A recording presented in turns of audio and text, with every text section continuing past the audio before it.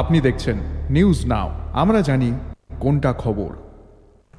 দেশের প্রাক্তন প্রধানমন্ত্রী অটল বিহারী বাজপেয়ীর 101তম জন্ম শতবার্ষিকী উদযাপন উপলক্ষে তাঁকে শ্রদ্ধাঞ্জলি অর্পণ করলেন মুখ্যমন্ত্রী ডাক্তার মানিক সাহা। বৃহস্পতিবার ত্রিপুরা প্রদেশ বিজেপি সদর কার্যালয়ে আয়োজিত অনুষ্ঠানে প্রয়াত প্রধানমন্ত্রী অটল বিহারী বাজপেয়ীর প্রতিকৃতিতে মাল্যদান করে শ্রদ্ধা অর্পণ করেন মুখ্যমন্ত্রী ডাক্তার মানিক সাহা। এ প্রসঙ্গে প্রতিক্রিয়া দিতে গিয়ে ত্রিপুরা প্রদেশ বিজেপির বিকাশ পথ শীর্ষক ম্যাগাজিনটি দীর্ঘদিন চালু থেকেও মাঝপথে বন্ধ থাকার পর অবশেষে পুনরায় তা চালু হওয়ায় সংশ্লিষ্টদের উদ্দেশ্যে ধন্যবাদ জ্ঞাপন করেছেন মুখ্যমন্ত্রী ডাক্তার মানিক সাহা।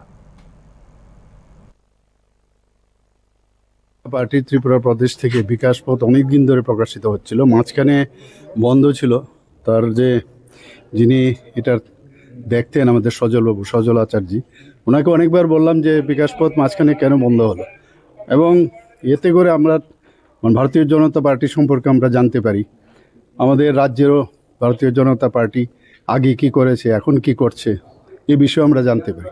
শুধু আমরা না, সমস্ত কেন্দ্রীয় নেতৃত্বকে আমরা পাঠাই, প্লাস একদম নিচু স্তরে যারা আছে তাদের কাছেও পাঠাই।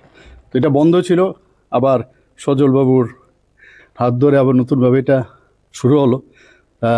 আমি এর যাত্রা আরও শুভ হোক সে কামনা করছি। এবং এখানে একটা জিনিস খুব সুন্দর লেখা,